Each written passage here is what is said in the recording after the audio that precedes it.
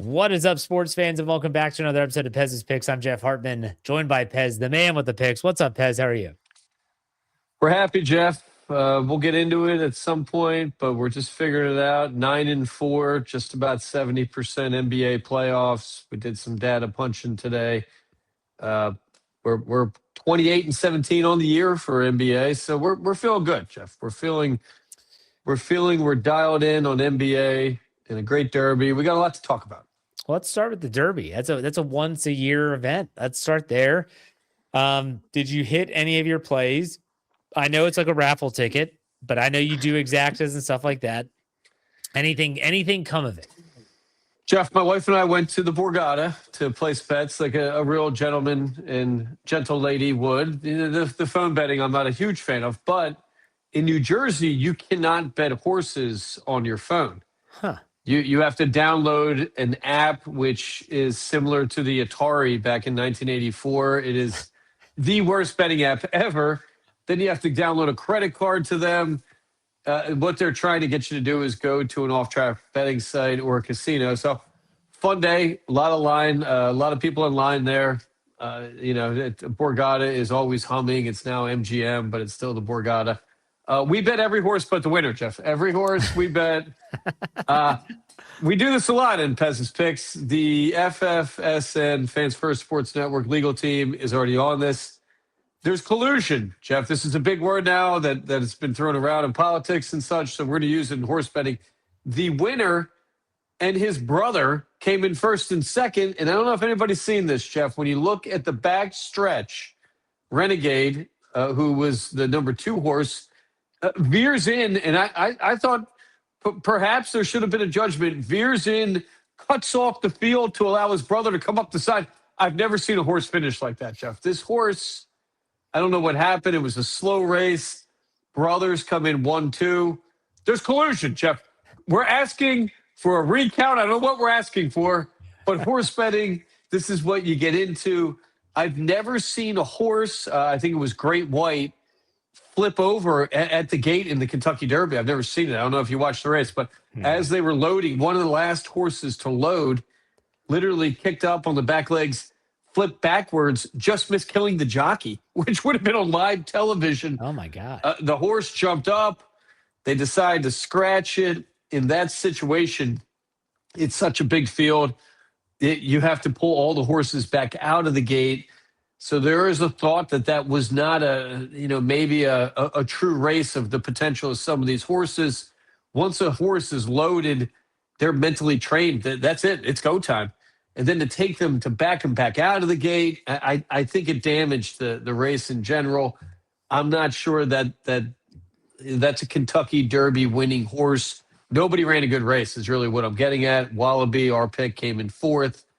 I think the race showed, when you have a traumatic event, I was explaining to my son, I've been to the track a handful of times where when a horse breaks its leg getting in or out of the gate, they put the horse down right there. Yep. I saw it happen. It just put a damper on the day. But having said that, we're ready for the Preakness, Jeff. We're ready. Those times will come out next week, those starting lanes. And I thought it was a fun day, a fun Derby. Kentucky Derby is probably the best sporting event for a gambler to go to out of all sporting events. You can gamble on, I believe this year they had 14 races, once an hour. You walk, you gamble, you walk around the track. It's just an amazing time, the Kentucky Derby. I couldn't get enough of it. Maybe I'll take my kid when he's a little older. I think, 13 is probably a little young at this point. Well, is this horse going to run in the Preakness? Because in the past, there's been several horses that for some reason, when they win the Derby, they say, yeah, we're not going to race it. And it's like, well, I'm an outsider. I don't bet on horses or anything. If there's not a Triple Crown option, I'm not really that interested. Have you heard anything? Is this horse going to be running at the Preakness? Well, part of the idea behind not running is once you win a Derby, your stud fee is, you can charge to make little horses. And if you go into the Preakness and then come in last or come in looking bad, probably damages your stud fee a little bit. I haven't heard yet. I imagine they will not run, Jeff. That's my guess. They are not going to run. This was not a horse picked to finish. Having said that, it's a historic win. First Triple Crown victory for a female trainer. First Kentucky Derby, might have had one of their. I think it's the first Kentucky Derby, maybe the first Triple Crown, but never have we had a Derby won by a female trained horse. So that's a big event. So maybe they do run it, Jeff. Maybe. And a lot of math goes into this. Depends on investors. There's generally a team. I've got friends that buy into shares. You can buy into shares of horses. I mean, a lot of people do this now, where regular people can buy shares, and how much is that going to go into hurting their stud fee? And in the end, it's all about money. This is a money-making business. I believe you win $5 million for the purse, but a horse like that, you might have spent $5 million on it already. So that'll come out next week. Preakness, much smaller.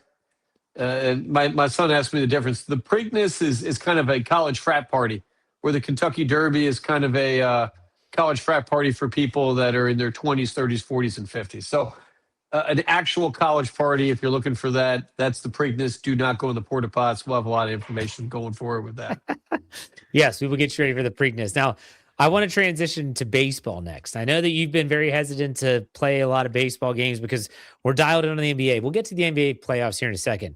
Did you see the news about your boy Scooball's surgery? That not good news, Jeff. Not good. It's just a scope. They said they got to clean out some bodies floating around in his elbow, but that doesn't sound really good. I just want to get your take, because he's been a horse. Yes, pun intended, for you for several years now. And a guy that we haven't bet. I don't think we've placed a bet on him this year. The odds are just too big. We're at a point in baseball where it's feast or famine. I'm looking at a regular card. We're getting into the point where we're having minus 220, minus 215 favorites, and Scooball. I don't think you could have had him for under 200 at this point. Elbow injuries are a bad sign in early May. Really, that happened in April. So this is a troubling sign for baseball. And Detroit had hopes of getting to a World Series with that guy. So a lot of time, I don't think we're going to see him for a while. We did have a nice hit Sunday. We took the Mets, a team that I think is underrated. And this is really what we look for in early baseball. Teams that start slow, I think, are teams that you can get an advantage on. We took them minus 130. One of the aces on the mound. I'm missing right now. I think Holmes got the win, but early baseball teams that come out sluggish, that have a decent lineup and should be hitting the ball better, are teams you bet on in May. We're not there yet with the Phillies, Jeff. That team stinks. I don't know what the hell's going on with them. We don't have a cleanup hitter. We don't have anybody that can hit anything but home runs and strikeouts. I like Pittsburgh Pirates hanging in there. Yeah, and that's a team that when we look at the standings. This is why baseball wagering is tough. You've got the Braves coming in 25-10. After that, nobody in the National East has a 500 record. I mean, everybody's below 500. When you get into the Central, we've got a few good teams: Cubs, Cards, Reds. I mean, that's probably the best division right now. Everybody has a 500, a better than 500 record. So when we look at betting on this, I mean, you don't want to bet coin toss games. Coin toss games, you want a data-driven advantage. That's what we look for with pitching. Coming now to the warm weeks, we should start seeing guys go 7-8 innings, and we'll start ramping up the betting a little bit. But we look every day. We punch the numbers on every game every day. Milwaukee's been a big letdown for us. I thought that was a team come out of the gates a little better. Seattle as well. The pitching hasn't been great. So, and San Francisco is another team that's been a little sluggish right now. Can anyone beat the Dodgers? I mean, I think at this point, the Dodgers are going to be very difficult to beat. I think the Yankees are a team that's going to get better. And I'm not going to be shocked to see the Boston Red Sox make a run at some point. They have to, right, Jeff?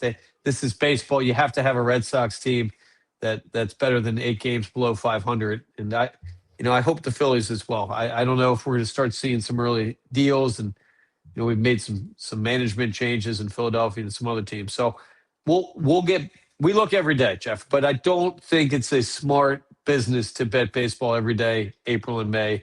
You work into it, and once we get into June, we have so much data at that point, things will start evening out for us a little bit in terms of that.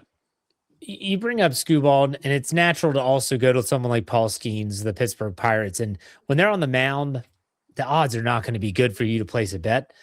At what point do you ever say, you know what? Okay, Skeens is going up against maybe a team that just is leading their division or whatever in strikeouts. Maybe I'm just going to start going with the specialty play of Skeens strikeouts 9 or more, whatever the line is that particular night. Do you ever feel like you need to go down that path to try and maximize your odds? I mean, currently we're 12-9 on baseball, about 60%. We're happy with that. I think once you get into prop plays, it's an entirely different business. And right. I don't prescribe prop plays being a consistent advantage. There's a reason the sports books make 5 times more money on prop plays than they do games. So, you could look at a team with a lot of strikeouts, against a Skeens pitcher, a strikeout pitcher, and maybe kind of make that argument. I mean, those lines tend to be based on average strikeouts per game that the pitchers performed against, and not really the hitting team. I think baseball, it's incredibly unpredictable in so many ways. A hitter, we talk about this a lot. You get 3 out of 10 hits your whole career, and you're in the Hall of Fame. That means 7 strikeouts or outs are possible, and you can still get in the Hall of Fame and those other 3 hits. And I just think prop plays in baseball is dangerous. I know a lot of people like a 5-inning play. I don't love that either. I think you're kind of limiting yourself to your bet. You're limiting luck a little bit at times too. You might get to the 6th or 7th inning and be tied. You might lose that play, and then the team comes forward. So one of the things we also look for, how well does the team hit for a pitcher? There are pitchers that teams don't hit well for. Skeens is a guy that, historically is screwball. Power pitchers, teams don't hit well. They don't get a lot of action in the field. When you're not getting a lot of ground balls, you're not moving around, you probably get a little sluggish. So that's something else that we put into the equation a little bit. But at the end of the day, it's pitching, it's consistency. The more data with baseball, the better. I love June and July betting on baseball. There's so much data. Sometimes you have to stop yourself. You have to catch yourself a little bit on punch the numbers too much. But we'll get into WHIP and we'll get into ERA. Strikes to walks is a really big indicator on the likelihood of a pitcher coming through for you to give you 6 or 7 good innings. And that's really what we're looking for. Then you hope you get some hits, right? I mean, that's kind of the name of the game in baseball. All right. Let's go to the NBA playoffs, which you were touting the record. We've had a solid record in the NBA, and your 76ers, you were down on them last week, but man, I don't know what. I'll let you. Hey, the floor is yours if you want to talk about your Philadelphia 76ers. I look through our plays, Jeff, and if not for the stupid Sixers, we'd be 2 games more on the better side. I talked last week. You shouldn't bet teams that you dislike. I dislike Joel Embiid. I dislike the entire process. Jeff, I hate cheering for Boston. I did date a girl there once. I had some nice times. Gail, how are you? But Boston, it's not a fun town, Jeff. It's a boring town. These people, they don't have much personality. I was cheering for Boston, Jeff. Stupid Joel Embiid. Could he flop more? He's like a European soccer player. Flopping, running his mouth. Boston, Tatum, last 3 games has not been Tatum. We took a little flyer on taking them to win the championship. They probably rushed that guy back a little bit too soon, so he's out. But they should have. The Sixers should have won by 30, Jeff. The fact that the Celtics almost came forward and took them out, with a fractured lineup was kind of shocking. I'm not a believer in the Sixers. I don't think Joel Embiid and Paul George are 2 guys you're going to ride to the finals. Maxey, okay player, not a defender. He waves at guys going by. So we're going to see going forward. We're taping a little early this week, Jeff. We're taping Monday, so we do have a play tonight. When this comes out Wednesday, people are going to know what happened, so that'll be more fun for them if we lose. But we've got Sixers-Knicks, game 1. We're taking the Knicks. I feel like the 76ers, first time I believe they beat Boston in a series in 46 years. That's a long time, Jeff. So I think for the Sixers, this was their championship. I'm looking for a down game from them. The Knicks tend to play very well at home. But we do have kind of a matchup of teams that kind of wave at each other in defense. The Knicks 30-10 at home, and that's what we're basing this bet on, a big reason. Plus the big thing for NBA gambling is timing, Jeff. Where you're not going to pick teams just because of who they're playing. Matchups are important based on the number of games in the series. We rode Detroit after they went down. We got some good wins out of them. The Sixers might play the Knicks evenly, game 2, game 3, game 4 maybe. But I believe in game 1, the Knicks are going to come out. They're going to blow the doors off the Sixers. A team that is not going to be able to keep up offensively. But we do have Maxey versus Brunson, two of the worst defenders in the league. I think Towns, I think OG, a lot of the big guys in the Knicks are going to give Embiid problems. And he might not play tonight, Jeff. Go figure, right? This guy, he can put in one good game, and now he's got a hip, he's got a knee. He's a cancer on that team. He does not play in the offense, Jeff. You can't have a 7-foot guy jacking threes up in crunch time in a game 7. Nobody can control JoJo Embiid. My prediction, they go down in flames. That guy's gone. The Lakers should have made a move for Embiid. They could have kept him on the sideline, brought him in for the playoffs. And, I think the Lakers are going to be a big man short to kind of contend against Oklahoma City if Luka Doncic can come back. But at the end of the day, I think the playoffs have been very good. Detroit, we've had a bunch of game 7s. Somebody asked me about this the other day. Why are there so many game 7s? There's a ton of parity in NBA basketball in general. I think there's talent. Oklahoma City's better. Detroit's better than some teams. Cleveland's probably better. But everybody shoots the 3-ball now. So when you're shooting the 3-ball, at best, you're going to shoot 40%, 45%. And that's going to open you up to losing some games. It's no more consistent pound the ball on the block where teams are going to dominate with a certain style. Everyone's kind of playing the same style. It's a little more wide open, a little less defense, a little more 3-ball. So I think you have to pick your chances, and we've been picking them pretty good so far. And sadly for Philadelphia fans, I'll be cheering for the Knicks tonight. I'm a Madison Square Garden guy, Jeff, one of the best venues in the world. And I think the Knicks blow their doors off tonight. We're laying 6.5. We'll take that all day. Okay. Well, we'll see how that plays out. Let's go to the golf. The PGA Tour, it's hard to believe. In 2 weeks, we're going to be having the PGA Championship, and that's crazy. They're doing back-to-back signature events leading up to it. And so you've had these 2 signature events, the Cadillac Championship at the Blue Monster at Doral last weekend. So Scotty played, Cameron Young won, Rory didn't play, Xander didn't play. Then next week, you go to Quail Hollow for the Truist. Scotty's not playing, Rory is playing, Xander's in, Cam Young's probably out. First and foremost, I'm not a fan of the back-to-back signature events. I just it doesn't make sense to me. But what did you think about going back to Doral for the first time since 2016?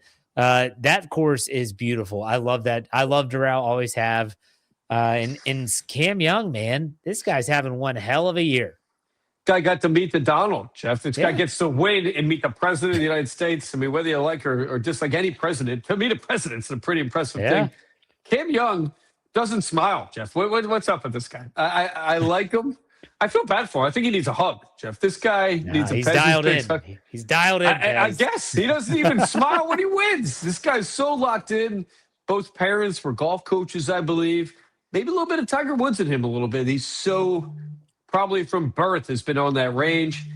A guy who's kind of a quirky golfer. I know he had some dark years where things weren't working out, but a consistent kind of almost like a David Duval he reminds me of a little bit. He's kind of a working man's golfer, doesn't make mistakes. I'm a believer. I think he's got a repetitive swing. He's got staying power. The guy's got balls. If you can win twice in a PGA Tour season, that's a pretty impressive thing. So I like his chances going forward. Maybe a U.S. Open winner. And we look at the money he's making. This guy's probably made over $12 million so far this year. That's a lot of loot. And, maybe for Scheffler, we need some personality, though, Jeff. You can't have Cam Young and Scheffler.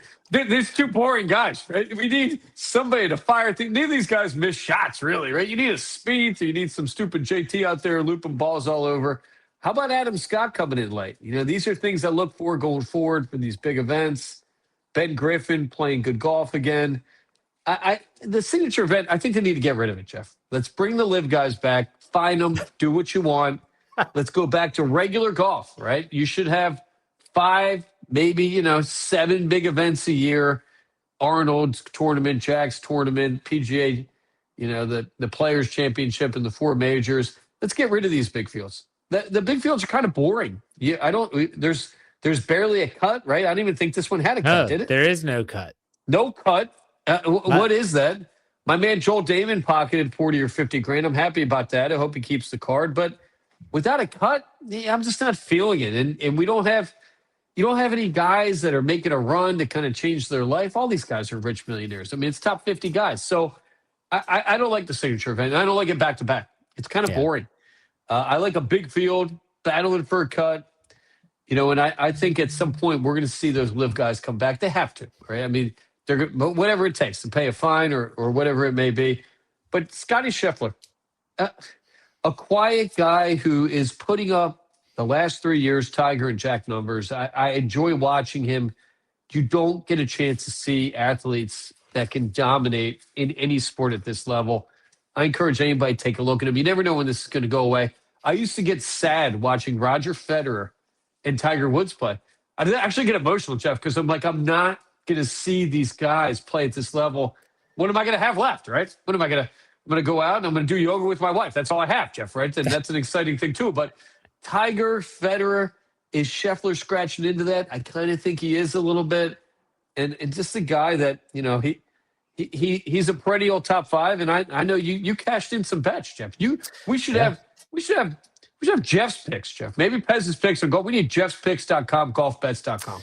Well, I'll tell you this: people that let me just give you a little, because you bet outright winners and that's it on golf, and that's like you said, it took a raffle ticket. The last 2 years, I have put a lot of time into figuring out how to really gamble on this sport, and it's interesting and it's different. And so what I do is every week I have 8 of my 8 picks. So I do a favorite outright winner, a long shot outright winner. And then I do 2 top 5, 2 top 10, and 2 top 20 plays. They're the most important picks for me every week. And then I might do some bonus plays for fun. But let me just give you a little ticket on, if you're looking at Scotty Scheffler, last week was plus 310 entering the tournament. You're thinking, I think Scotty's going to win, but I really want to leverage some more money. Okay, go to the bonus plays, which is what I do with my doubles and triples. And I took a double of Scotty or Cam Young because I knew Cam Young was going to play well. Hell, you have a signature event. This is the top of the top. But even then, you can cut 2/3 of the field out. They have no chance of winning.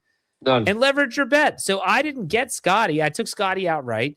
But I went Scotty and Cam Young because I really like Cam Young here as well. Plus 220. Hit that one. So the triple play, it was Scotty, Colin Morikawa, or Cam Young. Plus 180. Hit that one too. Because you just have to follow the sport. I think that's the biggest thing. You have to know who's trending in the right direction. Like Ben Griffin is a prime example. He wins 3 times last year on the PGA Tour. He's a Ryder Cup team member. This year starts off slow. But if you watch the Zurich, when he and Andrew Novak played together, he started to hit the ball well again. And what did he do this week? I had him as a top 20, plus 132. He finishes 3rd. I took a flyer on your boy Sepp Straka, top 20. T4. Why? Doral sets up perfectly for big Sepp Straka. It's a long course. You got to be able to hit it straight and putt well. And he did. And he's got the tan on his head, man. Like, that's hysterical. Guy's awesome, Jeff. He never misses a fairway, that Straka. I mean, that is a delight for a guy like that. I mean, he's just smart bets. You got to know these players. You have to know who's trending. So right now, trending up, Ben Griffin. Trending down, Chris Gotterup. Chris Gotterup, who's won twice on tour already, he finished tied for 38th. He's just not playing well. He looks tired. He does looks look fatigued. tired. Yeah. And so I'm going to stay away from him. Justin Rose switches to these new stupid ass irons. Stay the hell away from this guy until he figures something out. It doesn't make sense. So you just got to be tuned in, is what I'm saying. And we like that you have a system, Jeff. We're proud of you. I mean, this is what betting is all about. You can't just need my picks on Pez'sPicks.com is what we need. We might have to hire you and put these picks on there with some quotes. Adam Scott, I believe, the second time he's done this. I think he did PXG clubs like 15 years ago. Maybe. He's kind of went into a titleist hole guy. for a little bit. Yeah. I think after he won the U.S. Open, he kind of went, a guy that's knocking on the door of winning majors. What's the, he doesn't need any money. What's he doing with this, right? It's just, I don't know. I mean, teach their own. A guy I was happy about. Alex Fitzpatrick, brother of the guy ends up winning $500,000, tied for 9th, kind of validated himself getting on that tour. Another guy trended, Ricky Fowler too. A guy that's a top 10 guy now, a kind of guy that, we need in golf. And we need the villains back, Jeff. We need stupid Dustin Johnson. We need Patrick Reed. We need these guys back there. Maybe we get a fist fight. Maybe you get a Rory taking on a Patrick Reed on a fairway. It'd be amazing, Jeff. Golf needs something. And you bring up Ricky Fowler. He's a prime example. He's trending in the right direction, but not to take as a top 5. He's a top 20 play. You're going to get good That's odds it. there. You're going to get good plus odds. So when you think about Ricky and even Jordan Spieth, who is playing better this year, don't take him as an outright winner. You're just could he win? Yes. Are the odds that he's going to? No. But could he finish in the top 10? I'll give you an example. This upcoming week, the Truist Championship in Quail Hollow. Quail Hollow is where the PGA Championship was last year, and the Truist was near you, the Philly Cricket Club. Sepp Straka won, but they're back at Quail Hollow. Rory McIlroy owns this golf course. He's won this event at Quail Hollow twice, and he has set some ridiculous marks in doing so. This is one where you put Rory as your outright. You put him in your top 5. He's already playing good golf already this season, and he loves this golf course. Those type of marriages in golf betting are important. I think Tiger wins, but 7 or 8 courses won almost every one of his wins, right? I mean, so, I love the bet. I would love to play Doral. I've flown over it many times going to Miami. Of course, I've never been on, but it looks beautiful. I mean, the Blue Monster for a reason. There's a ton of water. I would love to get to that Quail Hollow. Quail Hollow, you have to be precise. So I expect Scheffler, but he's not playing. I expect a Rory, maybe a Morikawa. Watch out for Justin Thomas. I've got a hunch. My gut last week was Sepp Straka was my gut pick. This week, my gut pick might be JT as like a top 10, top 20 play, just so you know. When's the last time we had a Spieth, Fowler, or JT kind of competing for a tournament? It's been a while. And these are guys that for about 10 years were dominating in every way. Maybe a Daniel Berger, Jeff. Maybe some strange guy that can nut irons. Maybe a Lucas Glover who trending a little bit. You can't miss. You can't. Well, I don't know how the course can be set up, but at Quail Hollow, you got to be in the fairway. And I believe they have shaved every green shaved. I believe, and it's like an impossible course. So, I like Rory's chances. What are his odds right now to win? I mean, they got to be. I haven't looked yet because I wait to get the best odds as I can for my press podcast every Wednesday on the Fairways and Dreams I have podcast. it right here, Jeff. I've got I'm looking at the DraftKings Sportsbook right now. Rory's plus 570. Cameron Young is playing in this event, plus 850. Xander plus 1,125. Matt Fitzpatrick plus 1,600. That's shocking. Now, Matt Fitzpatrick plus 285, top 5, plus 132.10. I'm looking real hard at that. That guy's playing great golf right now. Rory McIlroy plus 600 on FanDuel. I think this is a winner. This is a winner. We might be heading to the casino. I might be taking the wife out. Maybe a little noodle bowl, Jeff. That's Atlantic City Casino's secret place. Every Atlantic City Casino has a noodle bowl area. Bowl of noodles, vegetables. Borgata, very good one. Hard Rock, very good one. We might be venturing over there, Jeff. We might be. That's not a bad play. You figure $150, you're almost at $1,000. I mean, that's not a bad play. You know, that's still a big bet. Signature event, we probably only have, 60 guys in this field, right? It's between 65 and 70, I think. Not bad odds. And another no cut. The Brooks Koepka thinking of gambling, Jeff, and I applaud what you're doing here. 2/3 of these guys are not going to win. They don't have a chance. I mean, Daniel Berger really doesn't have a chance, but he's a fun guy to bet. Is my guy Joel Damon in it, Jeff? You know, I got a soft spot for that guy. I haven't looked that deep in the field. You know, I'm looking deep here. If he is, maybe take a flyer. Now, Joel Damon's a guy you can get top 30 plays. Like if you have a good feeling about his game, take him top 30. You'll still get plus odds. That's not a bad play. Boy, have things changed though, Jeff. When you get Webb Simpson plus $35,000 and Tony Finau plus $22,000. I mean, stuff changes quickly in this game, and as you get older, you know, the staying power of these guys that can continue to win in their 30s, like a Rory, pretty shocking, right? Especially you get into your late 30s, and a lot has to be said for, you know, taking care of yourself. Maybe Sahith Theegala plus 8,000, Jeff. That's not a bad play. I'm going to go with that guy this week. Sahith Theegala plus 8,000. All right. Well, like I said, you can check out my picks on the Press Podcast. Go to Fairways and Dreams, not to plug my own content, but I do want to plug my own content. You deserve some praise, Chef. That's you're gambling like a fool, and we're proud of you. We love bringing people to gambling. Don't call me for loans, though, Jeff. You know that's how we work. What's your top 5 this week, Pez?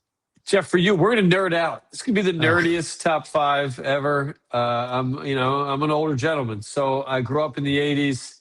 My life is based on Tom Cruise movies, Star Wars, The Karate Kid, and Indiana Jones. That's it. That's basically who I am, Jeff. So may the 4th be with you, Jeff. It's the 4th of May. Generally, you can go see a throwback Star Wars movie in the theater. They don't have it this week. I don't know. I guess because The Mandalorian's coming out. Anyway, Jeff, top 5 Peasants picks, best Star Wars movies. Number 5, Revenge of the Sith. Phenomenal ending to that movie. A phenomenal battle scene in terms of Star Wars nerds, Jeff. A lot changes in the world of Star Wars with Anakin. A phenomenal movie. Number 5, Revenge of the Sith. Number 4, Rogue One, Jeff. The most underrated Star Wars movie. This is pre-Jedi. This is when Jedis were kind of karate guys and they kind of had some samurai about them. Rogue One, phenomenal movie, Jeff. I probably should have rated that a little higher. Number 3, Clone Wars. Strange movie, Jeff. A lot of cloning, a tremendous battle scene. You get to watch Yoda battle with a lightsaber. I've never seen it in my life. Fantastic. I love Clone Wars. Just a visually great movie. Number 2, A New Hope. Now, the only Star Wars movie I haven't, well, I've seen it in the theater now. I didn't see when it was originally come out, Jeff. I was too young. A New Hope started it all. Why is it number 1? The most fun movie in Pez's Picks life. Return of the Jedi, Jeff. I'll get beat up for this. The Ewoks. Who doesn't want to hug an Ewok, Jeff? What a movie. I remember being a small child and tearing up at the end. I wanted more, Jeff. And for years, we didn't have another Star Wars. Return of the Jedi, flat out, best Star Wars movie ever made. This Mandalorian Grogu movie better be good or I'm going to be upset, Jeff. We'll have that legal team working on that. Number 1, Return of the Jedi. Lock it up on that.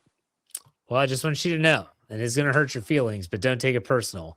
I have never seen a single Star Wars movie in my life. Jeff, you and KT Smith, I'm starting to wonder, are you guys rushing KGB? What? Coach KT Smith has never seen Karate Kid, and you've never seen Star Wars. You two clearly are Russian ops, Jeff. Legal team, we got to get on this. What? How did you grow up in America and not see Star Wars, Jeff? I'm coming down there to that Hagerstown, Maryland. I'm taking you to see some of this, Jeff. What is going on here? My dad wasn't into sci-fi, so he was into action movies. I grew up on Die Hard and Lethal Weapon, and I watched those type of movies. Of course. I don't think my dad's ever seen Star Wars. That's probably why. Jeff, my first Star Wars movie, this is how old Pez's Picks is. I saw it at a drive-in movie theater, Empire Strikes Back, in my foot pajamas, Jeff, and I'm proud of those. I wish they made them for adults. I don't know why they don't, but Empire Strikes Back, my first one, I almost made the list. I'll get beat up for it. A little slow, Jeff, but you need to get down and start at number 1. You could do that now. New Hope's number 4, Jeff. I know you don't know this, but New Hope's the 4th movie in the series. You need to get on this. I'm going to walk you through it. We're going to we're going to book an entire day. I'll get you and KT Smith. We'll get the Karate Kid trilogy, and we're going to get Star Wars all taken care of. We got all kinds of fun stuff for that, Jeff. You watch. All right, that sounds great, Pez. Enjoy the rest of your week and enjoy the games, and we'll be back next week talking PJ Championship and much more. Make sure you check out Pez's Picks wherever you get your social media fix, at Pez's Picks and Pez'sPicks.com. Premium website, premium picks. All right, Pez, man, enjoy it. Talk to you next week. Later.